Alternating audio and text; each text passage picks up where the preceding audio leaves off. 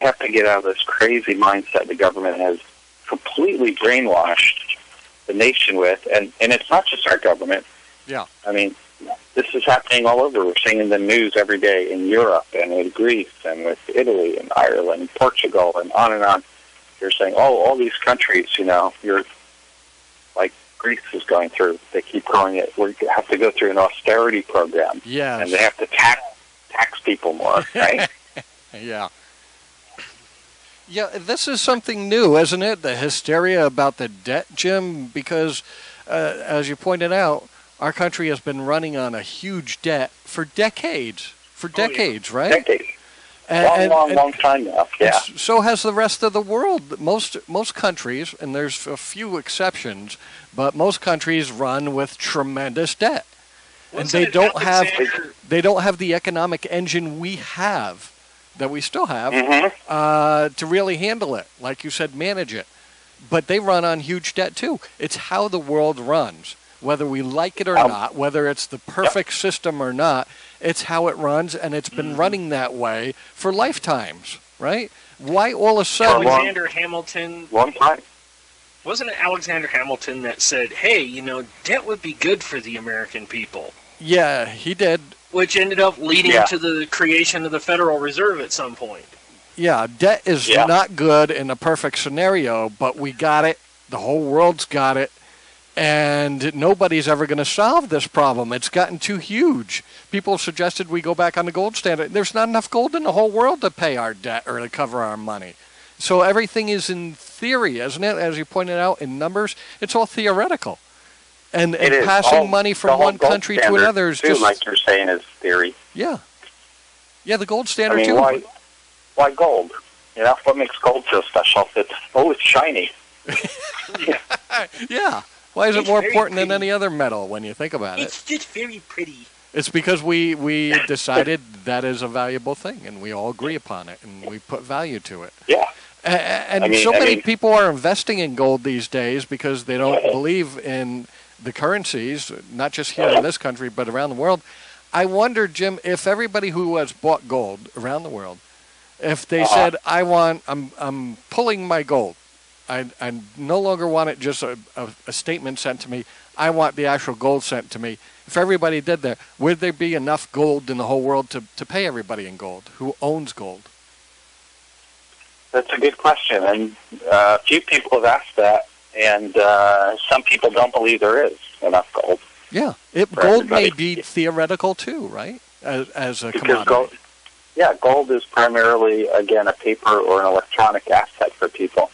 And even if they do, if they ship you your a couple bars of gold, and you keep them in your bank's lockbox, like, big deal. What does that do? Yeah. Yeah, it doesn't do a lot. Bank with your gold ingot. Here's your gold ingot. You feel better? What are you gonna do? Go down to Ralph's and I'll buy a chicken with that for tonight, and my vegetables, and make some soup. That's about all you can do with it these days is soup. So they're whipping the country up into a frenzy in the world, saying we have to do something. Yeah, the whole world. We have to do this. We have to have austerity programs. We have to make your life worse. You common people, you middle class people or lower class people. We have to take away your standard vis-a-vis dumbing down Medicare to a voucher system, taking Social Security and make it a little private account for yourself, and when you run out of the money you put in there, you're out, and the government has no more responsibility. They're using this opportunity, I believe, to take away more from the common person and get them in a mindset to accept it, to make the haves and the have-nots greater. Let's face it, if you're rich, you don't need Medicare. If you're super rich, you don't need Social Security. So why should the government keep putting money into that program? They say these entitlements are going to bankrupt the country, which I don't believe. But they're gearing everybody up to thinking there's this massive crisis coming, And if we don't take this extreme action, and I know it's going to hurt you little people, but it's better hurt the little hurt than the big hurt that's coming later. Isn't that what they're selling us? Kind of is. And look at what's going on in Greece now, where they're trying to push this. I mean, Greece is being made into an example.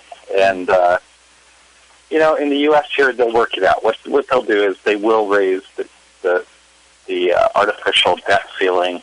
I mean, all they have to do is Congress has to sign a bill and say, oh, the debt ceiling's higher. It's another, $1 billion higher this year, or another $100 billion, or another $1 billion higher, and everything is okay. Yeah. That's literally how it works.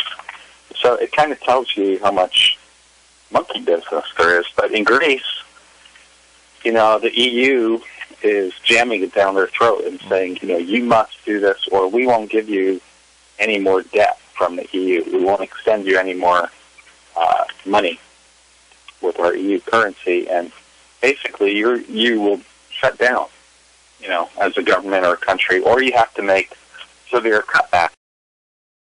They have to do this. They have to make severe cutbacks, and people over there are rioting. Now Greece is a part of Europe. It's a civilized country. Yes. And they're just in a crunch because they're part of the world system that U.S. is in and everybody else is in, and they're struggling with recession, just like we are. And we are in a recession in the United States still. People have forgotten that or don't want to talk about it, but we are. And so are they. So things are slow. And, in my mind, when things are slow, that is exactly the time that you should take on more debt. Whether you're, and right there, my having just said that, take on more debt. That's like words that are just like, Sinful. Like, sinful, wrong, bad. Do not tell people that. Yeah, but you do. When you need money, you take on debt. What's wrong with that? Yeah. That's how the system works. You got Gomer over here going, oh, you're going to burn in hell for that one. Yeah, listen to this Gallup poll, Jim. 70% of Republicans oppose raising the debt ceiling. They've been brainwashed into thinking this is the most evil thing. Though when their president, George W., was in for a full 8 years, the debt increased like never before, and nobody said a word about it. Yeah. I mean, even when we had Ronald Reagan in, and the country was sort of at that time going through a shift from being a creditor nation, meaning we're selling more than we're buying or borrowing, to a debtor nation. But, Reagan did. He borrowed a lot, and, he used it to outspend the Russians and kind of end the Cold War between us and Russia. Break down that wall, Mr. Gorbachev. Well, he couldn't have broken that wall down without spending so much. And they were outspending because they were out borrowing them. You or racked at least up on quite paper. a bit of debt. Yeah. So, and again, back to really practical things. It's like, if your job gets cut back, if you lose your job or you get cut back, like a lot of people are. I had another friend last week call me, and he just got his hours cut at work, and he's so thankful, And that's just going on everywhere. It's going on within the government too, even government employees, right? So if that happens and your income drops a little bit, because that's kind of what's happened to the country. Our income has either dropped or plateaued, but we're still spending and buying. Right? Yes. Well, you have to take on some debt. If you're a person, you borrow on your credit card. If you're a country, you borrow from the World Bank or from the Federal Reserve or the IMF or any of these big things. But it's sort of taper. And as long as you say, I can manage this, I can still make these payments, or I have other resources, or I have friends and family to help me, it's okay.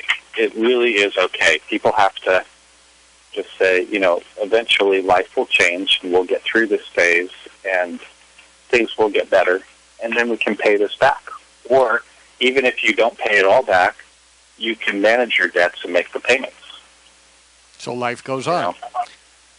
Life goes on then. Yeah.